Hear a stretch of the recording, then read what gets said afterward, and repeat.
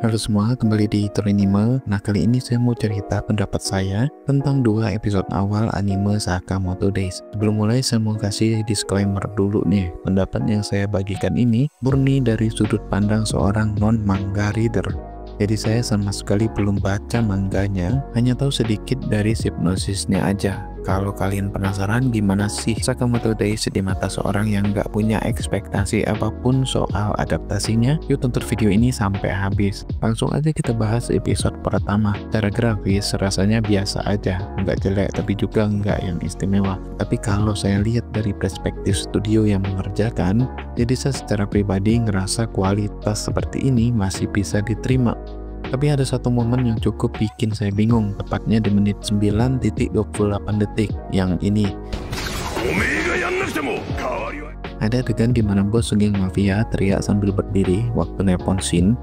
Di sini saya sempat ragu, ini adegannya mau dibawa serius atau malah komedi, karena ada sound effect reverse komedi. Di sini momen serius itu malah kerasa lucu. Tapi mungkin ini cuma saya aja yang salah menginterpretasikan adegannya, atau ya emang kurang dapet aja. Walaupun begitu, kekurangan di episode 1 cukup tertutupi sama adegan action di bagian akhir episodenya. Koreografi actionnya bagus dan cukup memukau, walaupun saya masih ngerasa ada sedikit elemen yang kurang. Jadi secara keseluruhan, episode 1 punya minor minus, terutama di animasi awal yang terkesan agak kaku dan sound effect yang enggak pas di beberapa momen. Tapi untungnya, adegan actionnya bisa menyelamatkan kesan buruk episode 1-nya.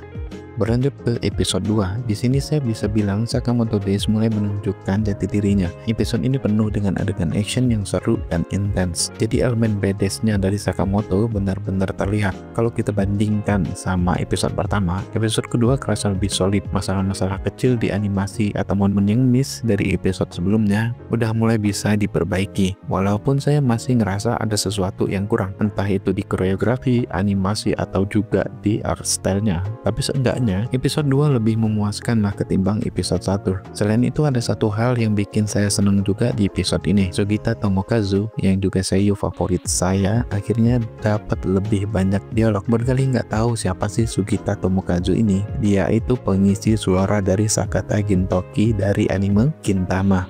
Jadi kesimpulannya, 2 episode awal Sakamoto Days ini menurut saya punya solid start. Animasi dan grafisnya memang enggak yang wah banget, tapi masih nyaman untuk ditonton. Masih ada beberapa kekurangan minor di episode 1, tapi hal itu cukup terobati di episode 2-nya. 3 poin utama dari anime ini, yaitu badass-nya Sakamoto, komedi, dan action, semuanya berhasil disampaikan. Meskipun ada elemen yang masih kerasa kurang, tapi saya tetap menikmati 2 episode awal ini. Dan karena ini baru permulaan, saya cukup optimis kalau eksekusi ke depannya bisa lebih baik.